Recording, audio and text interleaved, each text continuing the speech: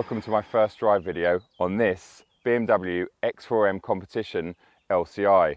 This is the brand new 2022 model. This video is sponsored by Tidal. More about them a little bit later on. I've had this car in Germany and Austria over the past 3 days and covered 1,000 kilometers in it. So I feel like I know it pretty well. As you probably know, I was very critical about the pre-facelift X3M competition and X4M competition. I basically said that the ride was unacceptable. It was way too stiff. It felt like you were in Sport Plus when you're actually in comfort. This latest LCI X4M competition and the X3M competition comes with a restyled front end and back end. It comes with new M3/4 style alloy wheels. It comes with a revised interior, but most importantly for me, it comes with a revised suspension setup. So apparently when you're in comfort now, you actually get a comfortable ride. Under the bonnet we have the now familiar S58 engine. So it's a 3-litre inline-6 twin turbo, producing 510 horsepower and 650 newton meters. That torque figure has actually jumped from 600 newton meters in the pre-facelift car. So I'm also hoping that that's going to improve some of the low down lack of grunt or torque that I experienced in that X3M competition back in 2019. All of that power and torque is fed through an MX drive system and again through a very familiar ZF 8-speed automatic gearbox. BMW claim that this will do the 0 to 62 sprint in just 3.8 seconds, which isn't bad for something that tips the scales at just over 2 tons. This revised X4M competition retails at £91,000 in the UK, and that's before any optional extras. That sounds like a lot of money when you consider the M3 competition X Drive is £10,000 less. And in terms of looks, well, I'm not the biggest fan of any X4 or any X6, as many of you probably already know. For me, it would be the X3M competition. It's £2,000 cheaper, it's more practical, and it's much better looking. But I do realise that looks are subjective. Jumping in here, well, it's a lovely place to sit. We've got the updated and larger infotainment screen with iDrive 7. We've got the digital dash. This particular car has a head-up display. I think that's actually standard also on UK cars. These seats are lovely. I think they call them M Sport seats. Really comfortable, really supportive. In terms of driving position, well, it's pretty good. I initially felt like I'd sat quite high in this car, but I did jump out of my M3 that has carbon buckets, and now I've spent 3 days in it. It feels really good. There's a good 3 inches above my head. The rear bench, although it's not the biggest sort of 3-seater, you can get 2 adults back there in comfort. And in fact, I came out to Munich about 2 weeks ago with Tim Schmee, and both of us jumped in the back of one of these because we were collected by BMW, and we had plenty of legroom and in fact just about enough headroom. And that particular X4M also had a panoramic roof, which I'll definitely recommend if you're going to have passengers or kids in the back, because as you can probably see, it's quite dark back there. There's not much glass and it does get a little bit claustrophobic. Anyway, let's get this car out on the road and talk about what it's been like to live with for the past 3 days.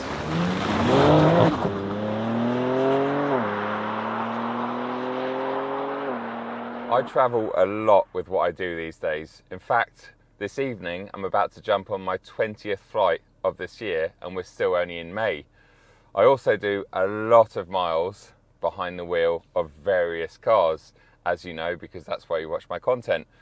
To keep me sane and to keep me entertained, I like to listen to high quality music whilst I do that travelling or driving.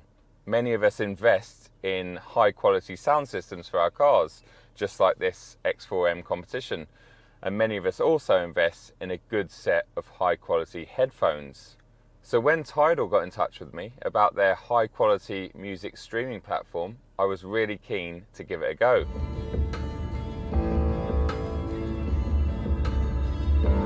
Tidal has over 80 million songs and 350,000 high quality videos, plus original video series, podcasts and thousands of expertly curated playlists. Tidal is available in free, Hi-Fi and Hi-Fi Plus tiers, with the Hi-Fi Plus membership offering access to innovative listening experiences and immersive audio. and your most listened to artists every month receives 10% of your subscription fee, and that's part of the Hi-Fi Plus offering. I'd really suggest giving Tidal a try. Use the link below in the description for a free 60-day standard Hi-Fi Plus plan.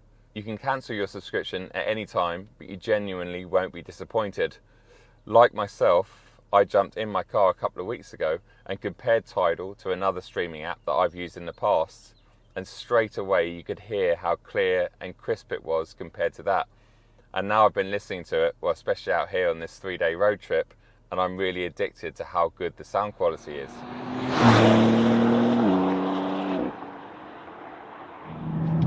I want to start by talking about what a pleasure this car's been to live with for the past 3 days. It's been an absolute mile muncher, as we've already talked about, but it's the way it's eaten those miles. It's just done it without any fuss whatsoever. It's a really comfortable driving position with a really commanding view down onto this Sao Paulo yellow bonnet. And the most important thing for me, as we talked about on the outside of the car, is have they sorted out the ride quality? Well, I can report that it feels so much better, far improved over the pre-facelift car. But there is a caveat to that. We're on super smooth German tarmac, and this tarmac kind of rewards pretty much anything sport car or even supercar related. But Patrick and I did take it down some pretty rough roads just to test out the suspension, similar roads that we would get in the UK, out A or B roads, and the car feels much better than I remember the pre-facelift version feeling.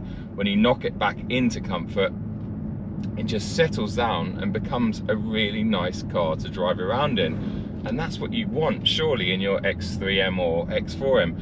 You want it to be fast and sporty because you bought the M model, but primarily you also want it to be comfortable to cruise around in with the family or on your own. You want the suspension to just settle down and make you feel like you're in a luxury car as well as a sports car when you hit your M button.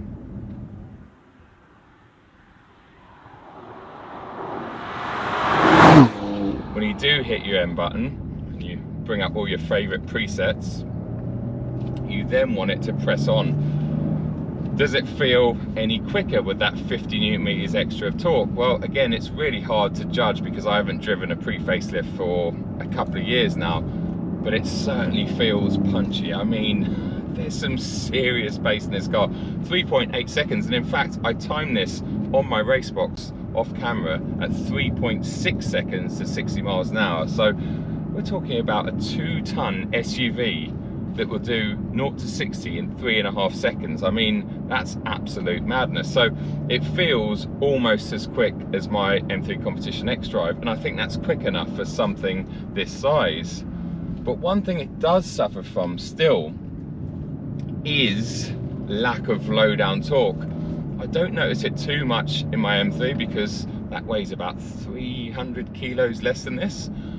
But when you're in a high gear, so I'm in 5th now, and it's at 1800 RPM, I put my foot on the floor and it hardly builds. There's nothing. Get over the brow, then the turbos kick in at about 2.5. Yeah, and then it picks up pace. But sometimes that can catch you out. And when you're on a bit of the Autobahn, sitting at, I don't know, 130, 140 clicks, if you get to a slight incline, the gearbox actually has to change out of 8th and down to 7th, sometimes down to 6th, because it just doesn't have enough torque to keep the car at a constant pace. And I find that almost amusing when you're talking about something that has 650 Newton meters and over 500 horsepower.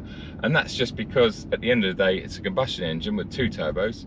And when those turbos aren't spooling, well, you've got no boost, and therefore you haven't got much torque or horsepower down low. So it does struggle, and you can catch it out at times. And I think that's where the B58 in the X3 or X4 M40i is still a better engine for your everyday duties.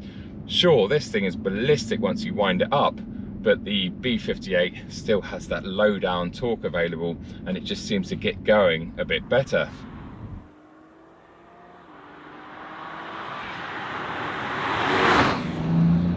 In terms of sound, Well, it's okay, but like many modern BMWs or modern M cars, a lot of it is fakery being piped around the cabin, but we need that because of the regulations that stop BMW M producing organic exhaust sound. So some of it is a real engine note, there is a bit of induction sound there, and there's definitely some exhaust sound on the outside of the car, but from the driver's seat I'm mostly hearing synthesized sounds. But like I said, they're not bad, they sound pretty good, and the gear changes are, I actually prefer the gear changes in this over my M3. There's sort of less dramatic, if you like, and they sound a lot more realistic. So although the sound's not perfect, I think it's about as good as you're going to expect in a modern day car that was sort of produced in 2022.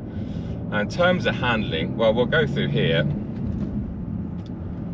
Really stable on the brakes. I mean, defies physics, it really does. I'm in sports suspension at the moment. This has M adaptive suspension as standard.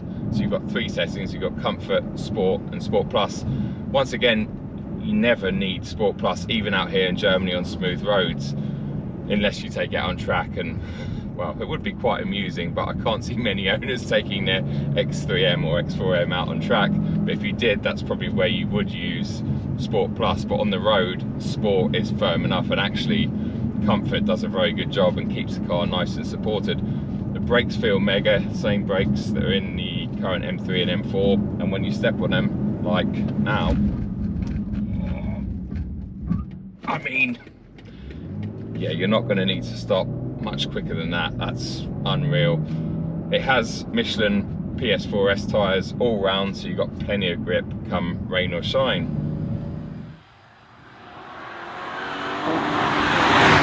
Let's just do a little launch. Launch active, here we go. And there's 100k an hour. It's just so fast, ballistically fast, and in all weather. In terms of its handling dynamics, well, we've already talked about how good it feels. It feels wrong in many ways because I'm sitting up so much higher than I would be in an M3 or an M4, but yet it feels so familiar. Sure, the center of gravity is higher and it doesn't quite have those handling dynamics, but it's really, really impressive. In fact, let's rewind a couple of days where I took this up an Austrian, slippery Austrian mountain pass with Patrick next to me and a boot full of luggage. And that should hopefully display how capable this car is on a really epic piece of road.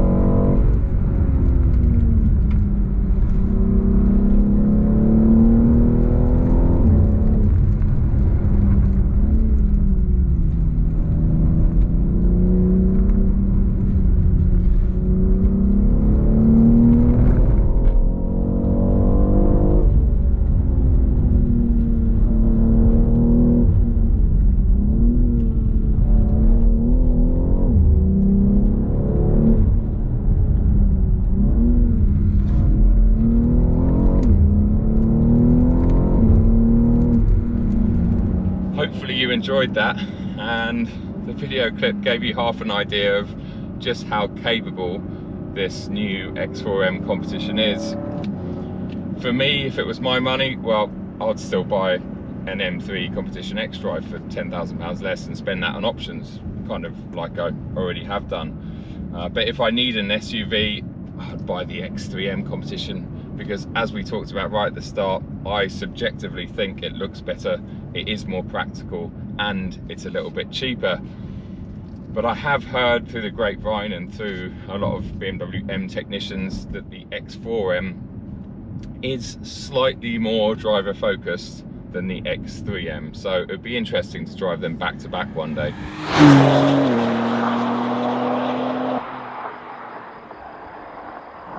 Hopefully you enjoyed this first drive video. Massive shout out and thanks to Tidal for sponsoring it. I urge you to use the link below in the video description to get your 60-day free trial I've been listening to it with Patrick non-stop in this car on the journey, and honestly, the quality and the crispness of the music is second to none. It really is amazing, especially if you've got a good sound system in your car, or if you've got a good sound system at home, or a good set of headphones, just like I'm about to put on as I get on my 20th flight in a couple of hours time. Until the next video, thanks so much for watching, and I'll see you then. Cheers.